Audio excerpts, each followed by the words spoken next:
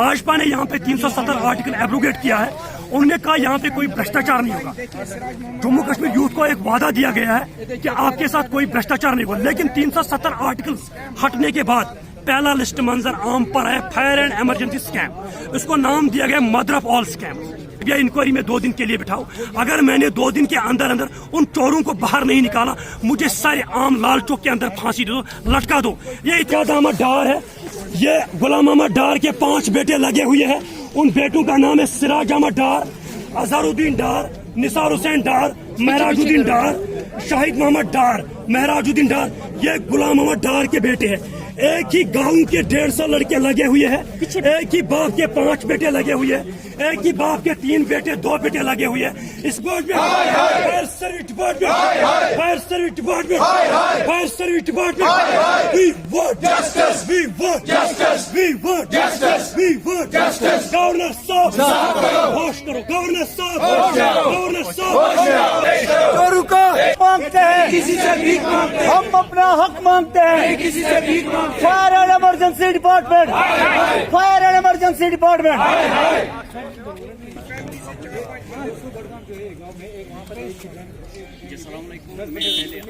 हमारे साथ हम अपना हक मांगते हैं, हम अपना हक मांगते हैं।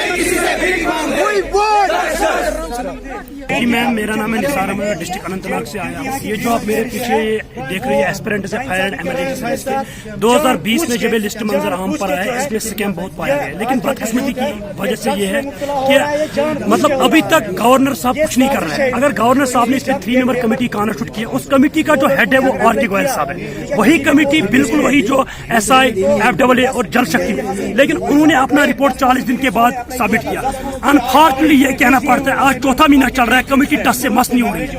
ऊपर से मतलब यहाँ पे आ गए गजनफर नबी, इन फ्रंट ऑफ मीडिया में आया, उसने एफिडेविट लिख के दिया, वो सजा भुगतने के लिए भी तैयार है। उसने पेपर कहाँ से पकड़ा है। लेकिन गवर्नर साहब से मैं 2 बार पहले मिला हूँ जम्मू में, राजभवन में। उसने मुझे एक आश्वासन दे दिया कि फैमिली स्कैम मेरे पास पहुंच गया है। मैंने आर के गोयल साहब को इस पे बिठाया है। अगर वो मुझे कहेगा कि तो थोड़ी दांत दिए, मैं इस लिस्ट को स्क्रैप करना उसी वक्त स्क्रैप कर दूंगा। लेकिन 2020 में जब ये लिस्ट मंजर आम पर आया है, उस वक्त भी हमने पुलिस के डंडे और लाठीचार्ज खाई है। भाजपा ने यहाँ पे 370 आर्टिकल एब्रोगेट किया है। उन्होंने कहा यहाँ पे कोई भ्रष्टाचार नहीं होगा। जम्मू कश्मीर यूथ को एक वादा दिया गया है कि आपके साथ कोई भ्रष्टाचार नहीं होगा, लेकिन 370 आर्टिकल हटने के बाद पहला लिस्ट मंजर आम पर है, फायर एंड इमरजेंसी स्कैम। इसको नाम दिया गया मदर ऑफ ऑल स्कैम। अगर जो CBI का काम था, एंटी करप्शन का काम था, वो इन एस्पिरेंटों ने काम किया। वो हमने खुद काम किया 75%। मैं आपके चैनल के माध्यम से ये बात गवर्नर साहब तक पहुंचाना चाहता हूं। मेरा नाम है निसार। गवर्नर साहब मुझे CBI इंक्वायरी में 2 दिन के लिए बिठाओ। अगर मैंने 2 दिन के अंदर अंदर उन चोरों को बाहर नहीं निकाला, मुझे सारे आम लाल चौक के अंदर फांसी दे दो, लटका दो। ये इतना बड़ा स्कैम है, जम्मू कश्मीर की धरती भी रोती है। जब 2013 में लिस्ट स्क्रैप हुआ, 2018 में भी ये लिस्ट स्क्रैप हुआ, उस वक्त उन दलालों को छोड़ दिया गया। इस वक्त आज ये दिन हमें देखने को पड़ते हैं। अगर सारे एविडेंसेस हमने कलेक्ट किए, लेकिन रिसेंटली कल LG साहब ने एक भाषण दे दिया। उसने उस भाषण में यह कहा कि अगर किसी रिक्रूटमेंट पे स्कैम होगा, आप मेरे पास सबूत लाइए, मैं उसको लिस्ट कैंसिल कर दूंगा। लेकिन अगर हमने पहले से ही उसको ये सारे सबूत दे दिए, एविडेंसेस, लेकिन अभी तक काम क्यों नहीं हो रहा है? कमेटी को 1 महीना दिया गया है, लेकिन कमेटी अपना रिपोर्ट सबमिट नहीं कर रही है। क्यों नहीं कर रही है? बड़े बड़े ब्यूरोक्रेट का हाथ है इस कमेटी पे, बड़े बड़े मगरमच्छ का हाथ है इस कमेटी पे, तभी ये कमेटी डर रही है। गवर्नर साहब को क्या लग रहा है, ये जो एस्पिरेंट्स यहाँ पे प्रोटेस्ट करेंगे उसके बाद घर जाएंगे? ये प्रोटेस्ट टिल डेथ तक जारी रहेगा। जब तक हमें इंसाफ नहीं मिलेगा, तब तक हम इसी तरह लड़ते रहेंगे। अगर ये एस्पिरेंट्स कल गलत रास्ता इख्तियार करने पे मजबूर हो जाएंगे, ड्रग्स में मुब्तला हो जाएंगे और कुछ करने के लिए तैयार है, तो उसका जिम्मेदार कौन है? LG administration.